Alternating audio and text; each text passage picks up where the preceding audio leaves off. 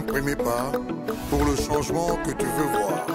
Il est temps, il est temps, il est temps, il est temps, il est temps, il est temps. Chers téléspectateurs, bonsoir. La CENI a franchi une étape décisive en enrôlant près de 50 millions d'électeurs. Dans son calendrier, la Commission électorale nationale indépendante s'était engagée à auditer le fichier électoral. Comment va se passer le processus d'audit de ce fichier? Avec quels acteurs? Pour quelle finalité? Nous allons aborder cette question dans cette émission spéciale CENI avec mes confrères Rachel Kitita et Merdi Bosengele. Pour répondre à nos questions, Monsieur Thioyo, un expert électoral qui va essayer de répondre à toutes les préoccupations qui sont soulevées dans l'opinion. Bonsoir. Bonsoir, monsieur. Monsieur Thioyo, vous êtes expert électoral. Est-ce que vous pouvez nous en dire plus un peu sur votre qualité d'expert électoral? Où est-ce que vous avez travaillé? Pendant combien de temps en tant qu'expert électoral? Et qu'est-ce que vous avez fait exactement avec cette qualité? Merci beaucoup, monsieur Moutala. Je suis bien sûr Dieudonné Thioyo. Je suis actuellement directeur de cabinet, du cabinet unique donc, de la CENI. Mais j'ai, comme vous l'avez dit, un passé d'expert électoral jusqu'à ce jour, qui s'étale sur une vingtaine d'années. Il faut dire que tout a commencé ici au pays, où j'étais assistant à l'université de Kinshasa, à la faculté des sciences sociales, administratives et politiques, au département des sciences politiques, avant d'aller ailleurs. J'ai fait des études post-universitaires en Afrique du Sud et après, je suis donc allé à la carrière internationale. J'ai commencé ma carrière internationale directement dans les élections, dans les années 2004-2005, avec l'Institut électoral d'Afrique australe à l'époque, qui est basé à Johannesburg. Et nous couvrions la SADC. Et de là, moi, je couvrais les pays francophones. J'ai gravi tous les échelons au sein des EISA pour me retrouver directeur pays des EISA en Côte d'Ivoire. C'est-à-dire les élections de 2008-2010 en Côte d'Ivoire, par exemple. J'étais là-bas et je dirigeais un projet qui a travaillé avec la société civile dans le domaine de l'observation électorale. Après EISA, j'ai joint le système des Nations Unies à travers le programme, le PNUD, le programme des Nations Unies pour le développement. Premièrement comme conseiller électoral régional et je couvrais l'Afrique centrale et l'Afrique de l'Ouest. J'étais basé à Dakar. Et après, j'ai été transféré à Addis et là, je couvrais maintenant toute l'Afrique subsaharienne, c'est-à-dire j'étais conseiller électoral régional et j'appuyais le bureau du PNUD dans les 46 pays de l'Afrique subsaharienne. C'est fin 2021 qu'un appel a été fait pour que je puisse rentrer au pays et aider la CENI. Donc je suis à la CENI pour le moment comme directeur de cabinet. Voilà. Donc vous connaissez les élections et les processus électoraux? Je peux le prétendre. Comme vous voyez, par mes qualités dans ces grandes organisations, il s'est fait que ça fait presque une quinzaine d'années que je suis impliqué dans tout le processus électoral dans le monde. Vous prenez les pays les plus développés comme les États-Unis, où j'étais très impliqué. Vous allez en Amérique latine, en Amérique, les pays comme l'Haïti, où j'ai beaucoup travaillé aussi. Vous prenez presque tout le pays africain. Hein. Je peux vraiment présumer que tous les processus électoraux sur le continent africain, les 10 dernières années, je les ai suivis dès l'intérieur et de l'extérieur. Entrons dans le vif du sujet. Pourquoi dans votre calendrier vous avez prévu l'audit du fichier électoral? Est-ce que vous étiez obligé? Obligation, non. L'audit fait partie de ce que nous appelons à la CENI les bonnes pratiques. Comme vous savez, les élections sont quand même une matière très spécifique, très technique. Et quand peut-être il faut revenir pour dire que dans un processus électoral, il y a 3 phases. Il y a la phase préélectorale, il y a la phase électorale et la phase post-électorale. Cette différenciation que je fais, vous allez voir, va revenir après en termes de timing de l'audit. Donc pour chaque phase, il y a des étapes. Et l'identification et l'enrôlement des électeurs, c'est l'une des étapes d'un processus électoral. Donc il est normal que dans la planification, la CENI devait, tout en considérant cette étape, cette opération très importante qui est l'identification et l'enrôlement, d'émettre l'audit. L'audit, au fait, c'est la vérification. Ici, il faut déjà signaler qu'il y a 2 audits.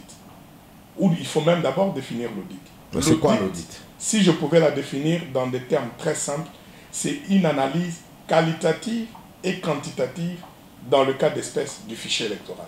Qu'est-ce qu'on audite, qu'est-ce qu'on vérifie? L'aspect qualitatif, c'est par exemple le cadre légal et juridique, réglementaire. C'est là où vous allez dans la Constitution pour voir, parce que c'est la Constitution qui définit les conditions d'éligibilité, par exemple. C'est la Constitution qui définit les conditions pour être électeur. Ça, c'est dans la Constitution. Et puis, vous avez la loi électorale qui essaye d'aller maintenant dans les détails, de préciser. Et vous avez, au niveau de la CENI, les décisions qui se prennent, les mesures d'application pour accompagner ces lois. Donc, la qualité consiste d'abord à analyser tout l'arsenal juridique qui régit l'enrôlement dans un pays. Et là, je veux vous dire que ça varie d'un pays à un autre. Si vous prenez l'aspect nationalité, vous prenez l'aspect âge est défini, l'adresse, la résidence. Donc, c'est le cadre juridique qui définit ça. Donc, la première étape d'un audit, c'est d'abord d'analyser le cadre juridique qui régit l'enrôlement. Vous passez à la deuxième étape, ce sont les procédures qui découlent de la loi.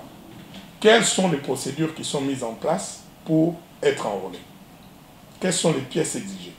Et une fois de plus, même pour les pièces, ça dépend d'un pays à un autre. Dans notre pays, comme vous savez, il n'y a pas une carte d'identité nationale. On ne va pas faire l'enrôlement comme au Sénégal, où les gens ont leur carte d'identité.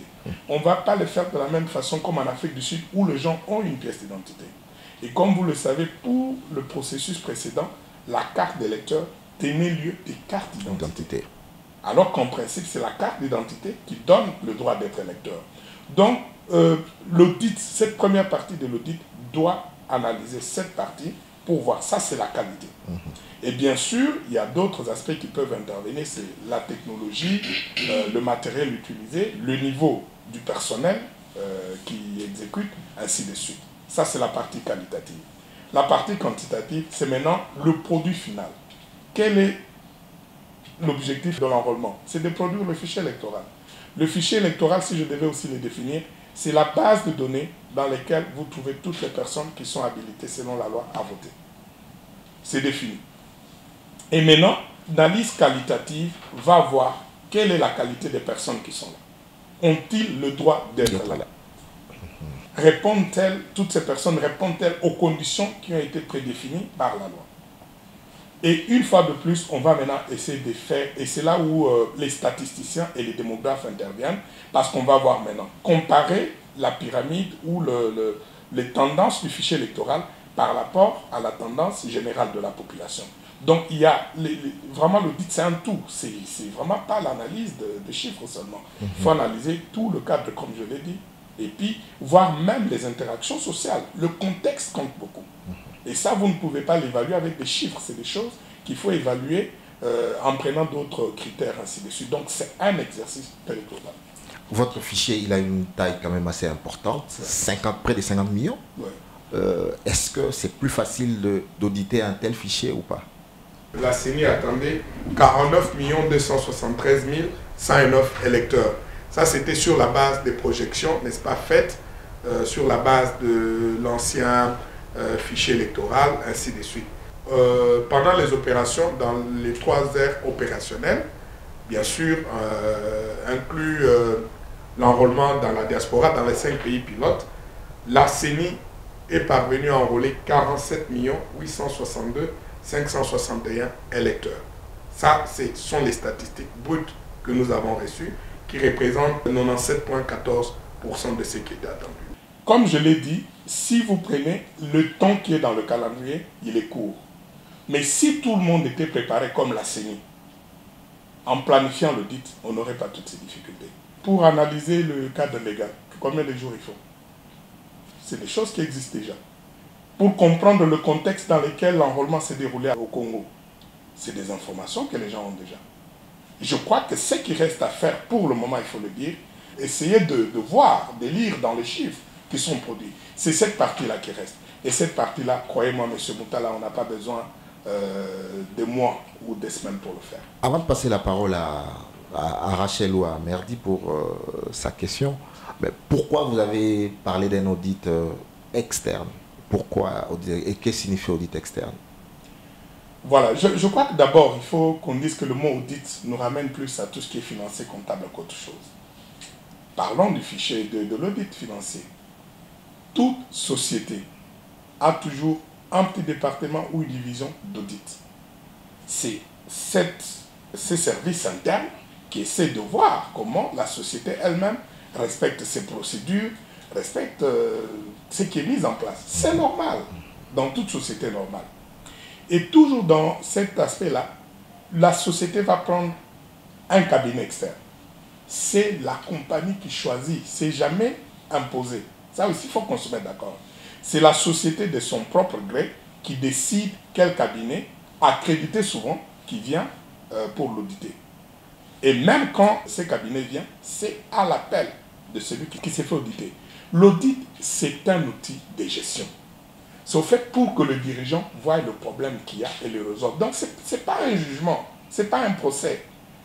L'audit dans le milieu financier devient un problème quand vous avez des démêlés judiciaires et qu'on veut vérifier que votre audit interne et l'audit que vous avez fait avec votre cabinet, la justice vous impose une vue extérieure pour venir voir les choses. Et si nous devons interposer ça sur le domaine des élections, il y a un audit interne de la CENI, et personne n'en parle, hein, mais la réalité, c'est que même pour les audits externes qu'il y a eu à l'avance, c'est souvent les résultats, les observations faites par la CENI, les externes se sont appropriés. Si la CENI ne vous dit pas certaines choses, vous n'allez pas les découvrir. Ok. Le fichier électoral, quand on vous dit par exemple que les mineurs se sont fait enregistrer, c'est déjà l'audit. Quand on vous dit qu'il y a autant de personnes, et si vous suivez la communication, qui n'ont pas de risque, c'est la CENI, c'est dans une communication officielle de la CENI. Qui n'ont pas d'empreinte. Qui n'ont pas d'empreinte. Et les chiffres sont là. Ça veut dire déjà qu'à l'interne déjà, la CENI a déjà fait une vérification. Les doublons, oui. Les chiffres sont là. Ces chiffres-là, on ne va pas les créer par l'auditeur qui viendra de l'extérieur. Ces chiffres existent. Les difficultés, et une fois de plus, si vous avez suivi le point de communication de madame le rapporteur, hier vendredi, vous allez voir qu'elle a parlé de toutes ces spécificités. Je voudrais bien défier qui viendra dire autre chose que ce qu'elle a dit. L'audit externe, maintenant, c'est pour venir vérifier. Vous avez dit que vous avez 49. Est-ce qu'il y a 49? Vous avez dit qu'il y a autant qui n'ont pas d'iris. Vous avez dit qu'autant qui n'ont pas d'empreinte digitale. Vous avez dit qu'il y a autant qui ont fait par témoignage. C'est ça qu'on va vérifier. Vous avez dit qu'il y a autant de centres d'inscription. Combien de centres il y avait? Tout ça, maintenant, c'est les chiffres que... Il y a d'abord les requêtes que les auditeurs externes vont demander, mais c'est juste pour venir renforcer le travail qui s'est fait à l'intérieur. C'est jamais pour venir... ils ne vont pas trouver... Je ne crois pas qu'ils puissent trouver d'autres problèmes que nous, on n'a pas déjà trouvé. Parce qu'on le fait déjà. L'audit externe, est-ce qu'il est gratuit? De la pratique, il faut dire déjà, comme c'est une activité, une opération normale d'une administration électorale comme la commission électorale, de toutes parts, il va dessous. Comme je l'ai dit, c'est vous qui demandez aux auditeurs de venir vous auditer. En fait, c'est un outil de transparence, c'est un outil de gouvernance, comme j'ai dit. Mais vous payez la facture. Ce n'est pas forcément les autres qui doivent payer la facture. Mais comme vous le savez, dans plusieurs pays sur le continent africain, les processus électoraux sont financés à travers l'assistance électorale. Il va de soi que des fois pour telle ou telle raison. Jusqu'hier, je regardais même l'exemple du Kenya, qui a pris un cabinet d'auditeurs, KPMG, qui est très connu dans les finances, pour auditer son fichier électoral. C'est la commission électorale du Kenya qui a payé la facture. C'est pas quelqu'un d'autre qui a payé. C'est normal. Merdi Boussengel du quotidien La Prospérité. Monsieur le directeur, je voudrais rebondir sur la problématique de l'audit externe de la CENI. Alors, d'aucuns s'interrogent par rapport à cela. Est-ce qu'il y a une légère différence entre l'audit externe ou l'audit international? Il faut dire que dans la spécification de l'audit, on prend l'audit interne, comme je l'ai dit, qui est interne à la CENI, et l'audit externe. L'audit externe n'est pas forcément international, et je crois que c'est là où la confusion perdure dans les médias. Non. Elle n'est pas absolument automatiquement internationale. Ça veut seulement dire, parce que comme vous le savez, dans un système, dans un procès électoral, il y a plusieurs parties prenantes. Il y a certes l'administration électorale, il y a les partis politiques, il y a le gouvernement, c'est-à-dire les institutions gouvernementales, il y a la société civile, il y a les partenaires techniques, financiers et autres là. Quand on dit audit externe, c'est quand la CENI, l'administration électorale, de manière générale, accepte qu'un œil extérieur à elle vienne, permettez-moi le terme, fouiner le nez dans ses affaires internes. Mais une fois de plus, je vais insister, selon les pratiques internationales, c'est l'administration qui prend la charge de le faire. Aucun processus ne peut être sans l'implication de l'administration électorale. C'est impossible. Est-ce qu'il y a un profil d'expert idéal pour auditer, pour faire l'audit externe? Bien sûr, même l'interne. Recherché. En fait, un audit est un audit, qu'il soit externe ou interne. Ça suit la même méthodologie, mais c'est le fait, c'est interne quand c'est fait à l'interne, c'est externe quand c'est fait à l'externe. C'est-à-dire si un spécialiste, un expert de la CENI va faire le même audit sur la base de son expertise ailleurs, il devient externe. Mais quand le même spécialiste est à l'intérieur de la CENI, c'est interne. Donc ça aussi, il faut qu'on se mette d'accord. On n'est pas externe parce qu'on vient de l'externe. Non, non, non. C'est la situation par rapport au champ d'action. Externe veut seulement dire que les autres viennent. Et qu'est-ce qu'on doit retrouver comme spécialité dans une équipe? De manière générale, et là une fois de plus, je me suis basé sur les études de cas, comme je l'ai dit, analyse qualitative, quantitative. Pour tout ce qui a qualité, par exemple, on a besoin des politologues, on a besoin des juristes, qui eux comprennent le contexte politique, n'est-ce pas, ou géopolitique, dans lequel le pays organise les élections. Vous avez les juristes qui, eux, vont se baser sur les cadres légaux, les cadres juridiques et toute la procédure. Vous avez des techniciens, par exemple, qui vont essayer de voir quelles sont les technologies qui ont été utilisées, les forces et autres là. Et puis, il y a la partie statistique, démographique, si je peux dire ainsi. C'est là où maintenant, on manipule les chiffres.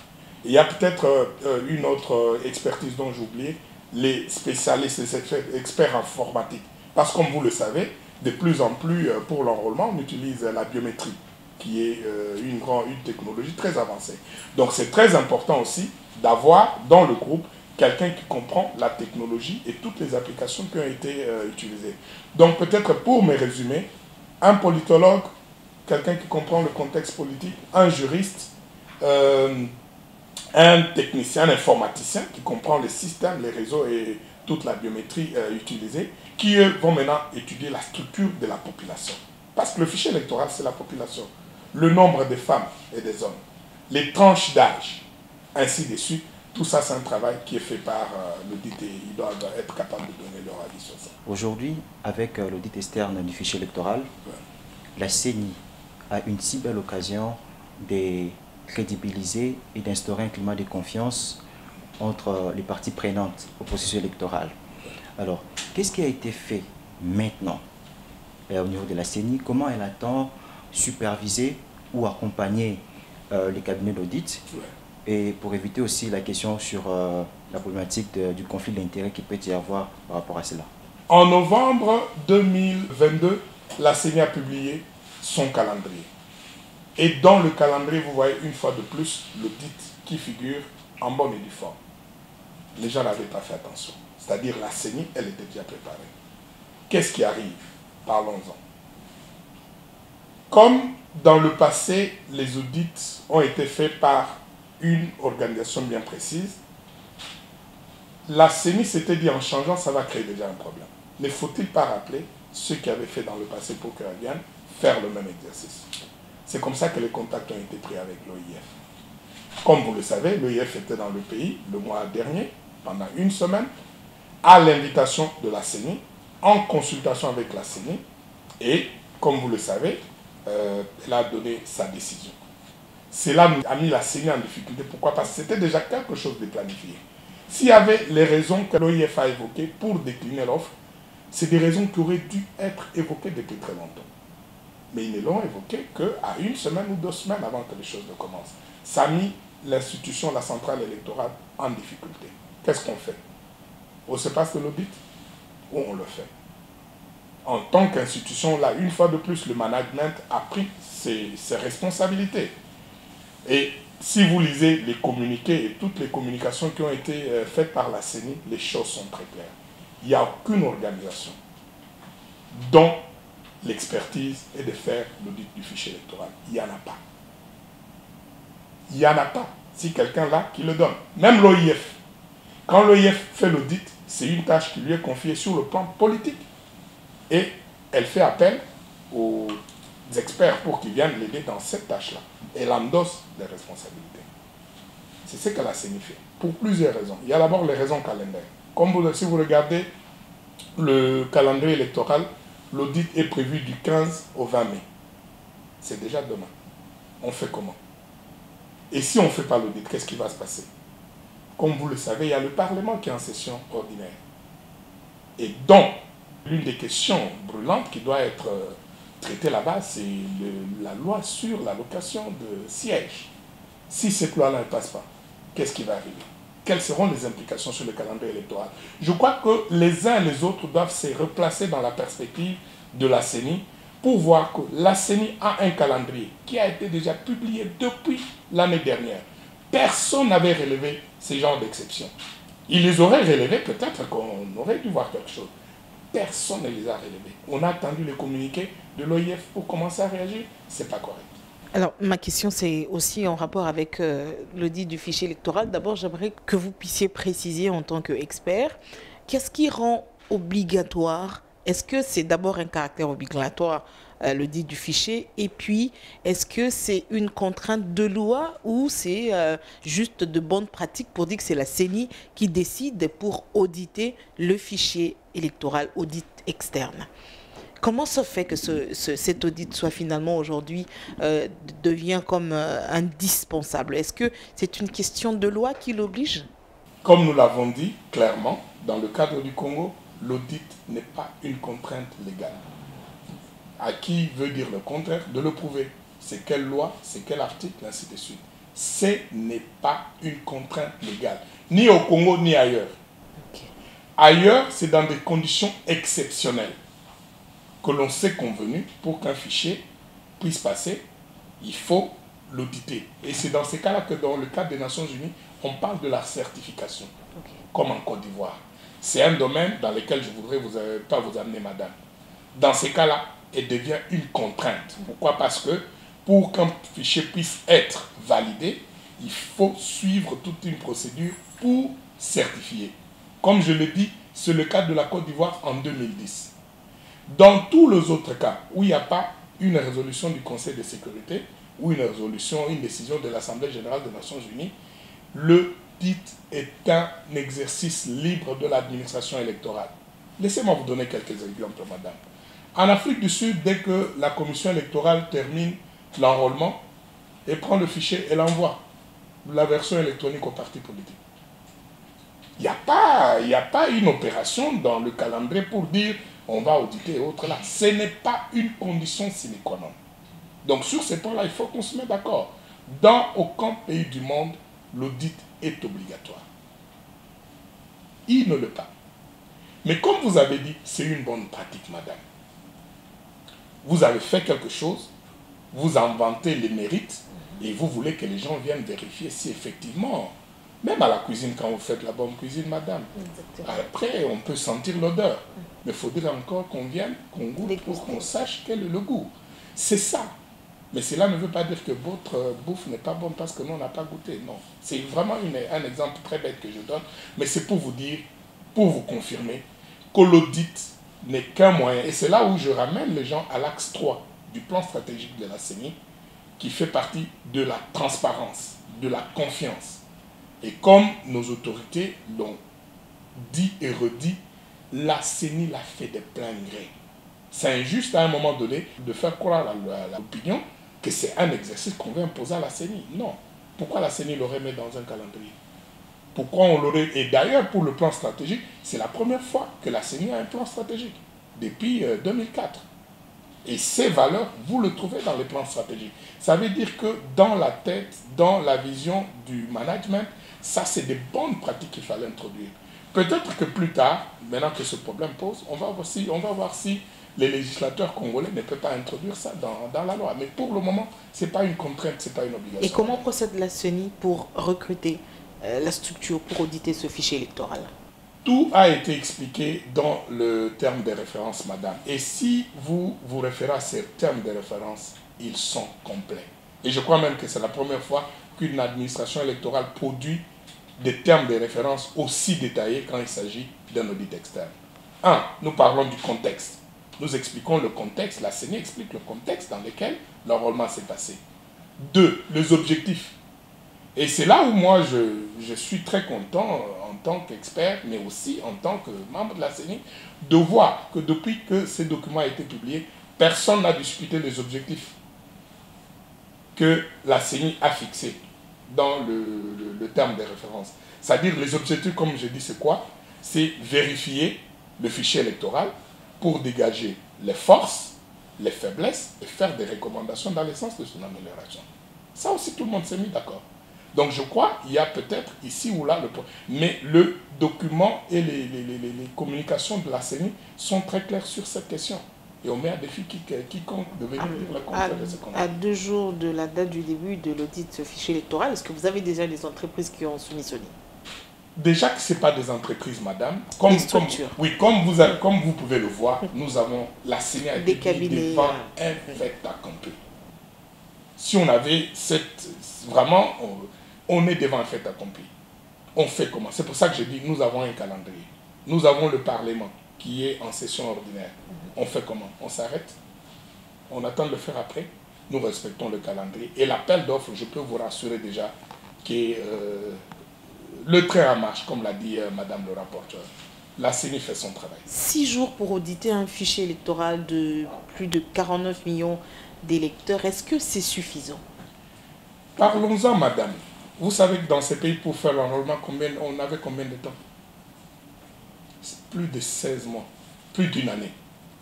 2004-2005, plus de 12 mois. 2011, plus de 12 mois. 2018, plus de 12 mois. La CENI a fait l'enrôlement, madame, s'il vous plaît. La CENI a fait l'enrôlement dans moins de 4 mois. Je voudrais juste rajouter quelque chose puisque vous parlez de 2018. Ouais. En 2018, il y a eu audit du fichier électoral prévu pour 21 jours, pour un fichier électoral de près de 40 millions d'électeurs, prévu pour 21 jours. L'audit est allé jusqu'à plus de 30 jours. Est-ce que pour un fichier électoral qui comprend plus de 49 millions d'électeurs, vous pensez qu'en 6 jours, le travail peut être fait? Première chose, madame, avons-nous le luxe de ceux qui étaient là en 2016-2018? On n'a pas ce luxe-là, en termes de temps. Moi, je vous ramène à la prouesse que l'actuel management de la CENI a fait. L'enrôlement qui se fait dans plus d'une année dans ces pays. La CENI actuelle a été capable de faire ça dans moins de 4 mois, madame. Quel effort! Est-ce qu'on ne peut pas demander le même effort des autres? Et je veux vous dire, l'audit électoral, aujourd'hui, c'est beaucoup perfectionné. Faut-il 21 jours pour faire ça? Faut-il 21 jours pour évaluer le cadre légal institutionnel? C'est des informations qui existent déjà, madame. Je veux vous dire que ce qui reste pour le moment, à mon avis, de ce que je sais de l'audit, c'est de pouvoir faire des équilibrations avec le fichier qui est dégagé et d'appliquer au fait les calculs statistiques et démographiques dont je parlais. Ils ne vont pas recréer ces informations existent déjà. Et je crois que le jour, la période qui est là, si les gens veulent travailler, ils peuvent travailler. Vous parlez de près de 50 millions. Oui, mais si vous venez amener les dernières technologies, ils doivent s'adapter aussi, madame. Est-ce qu'on ne peut pas adapter l'audit parce qu'ils disent qu'ils ont la capacité, n'est-ce pas? Pourquoi ils ne veulent pas? Le problème est posé pour être résolu. Qu'ils nous résolvent le problème de faire l'audit d'un fichier de 50 millions dans une semaine. La CENI, c'est un organe technique quand même du gouvernement. Est-ce qu'il y a quand même une évolution, un travail anticipatif en ce qui concerne la loi sur la répartition des sièges qui sera présentée à l'Assemblée nationale, à votre niveau? Oui, mais de manière générale, je dois dire que la CENI, dans sa planification et mise en exécution, est en avance dans beaucoup de choses. Laissez-moi vous dire que pour nous, l'enrôlement, c'est comme une étape presque déjà clôturée. Parce que là, on est en train de penser à la mise en place du bureau de réception et de traitement des candidatures. On est en train déjà de penser à la convocation du collège électoral. Et bien sûr, tout ça, les préalables, c'est quoi? La loi sur l'allocation des sièges. Mais vous savez, cette loi ne peut pas être faite sans que le fichier final ne soit dégagé. Certes, la CENI a déjà commencé à faire des projections, mais les chiffres qui vont être utilisés pour appuyer ce projet de loi ne devront dériver que du fichier électoral lui-même qui est complètement finalisé et terminé. Peut-être en conclusion, aura-t-on un fichier électoral crédible et consensuel? Est-ce que vous étiez appliqué à cela? Toutes les dispositions ont été prises. Comme vous le savez, avant de commencer l'enrôlement, la CENI a organisé des cadres de concertation avec presque toutes les parties prenantes. Ça a commencé avec la nouvelle loi électorale, la grande réunion au Palais du Peuple avec les partis politiques. Pour ceux qui étaient, ils ont vu les interactions qu'il y avait entre la CENI et les partis politiques. La société civile. Je me souviens, avant de lancer l'enrôlement, il y a eu des cadres de concertation avec les parlementaires qui sont venus à la CENI en fonction des aires opérationnelles à qui le management a parlé. C'était pour expliquer. Pendant tout l'enrôlement, il y a eu ces contacts réguliers où la CENI est allée vers les autres parties prenantes, les partis politiques, la société civile. Et c'est pour la première fois qu'on a fait l'observation à long terme. Les organisations de la société civile sont sur le terrain. Comme vous le voyez, ils font des déclarations tout le temps. Ça veut dire qu'ils sont impliqués déjà. Les partis politiques, la même chose. Même si à ce niveau-là, la plupart des partis politiques n'ont pas forcément, comment dirais-je, déployé les témoins de partis politiques. Et la CENI a continué à communiquer. Chaque fois, on communiquait les chiffres, les statistiques et les problèmes qu'il y avait. Et cela continue. Journée porte ouverte. C'était aussi une autre fenêtre ouverte pour permettre aux uns et aux autres de venir, n'est-ce pas, au niveau de la CENI pour voir. Donc si moi je pars de ces éléments, je peux vous dire que la CENI est ouverte. Elle veut se rassurer que les autres parties prenantes, et d'ailleurs, la CENI aurait-elle réussi cette mission sans la participation des autres? Et à chaque fois que les autorités ont communiqué, elles ont félicité les partis politiques, les leaders politiques, qui ont mobilisé les gens de manière... L'engouement était total parce que nous avons vu, hein, les gens avaient des calicots partout, les gens ont participé. Et c'est là où je vous dis, s'ils ne reviennent pas pour dire que la CENI n'a pas enregistré, ça veut dire que le travail a été fait. Donc ça veut dire que cette collaboration-là existe et je pense très sincèrement qu'elle doit continuer.